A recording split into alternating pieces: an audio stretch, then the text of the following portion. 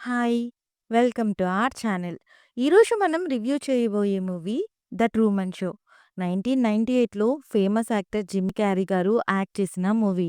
ఇది old famous awards కూడా గెలుచుకుంది. స్టోరీలోకి వెళ్తే ట్రూమన్ అనే వ్యక్తి ఒక ఇన్సూరెన్స్ కంపెనీలో పనిచేస్తూ ఉంటాడు.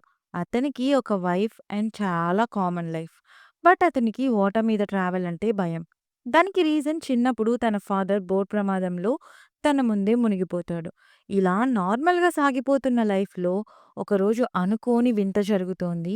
అక్కడి నుండి తన లైఫ్ గందరగోళంగా మారుతుంది. ఏది నిజం, ఏది అబద్ధం అనే లెవెల్‌కి వెళ్ళిపోతుంది. అసలా ఇన్సిడెంట్ ఏంటి? ఇంతకీ ట్రూమన్ లైఫ్‌లో ఏం జరుగుతుంది? చివరికి ట్రూమన్ లైఫ్ ఏమవుతుంది అనేదే స్టోరీ.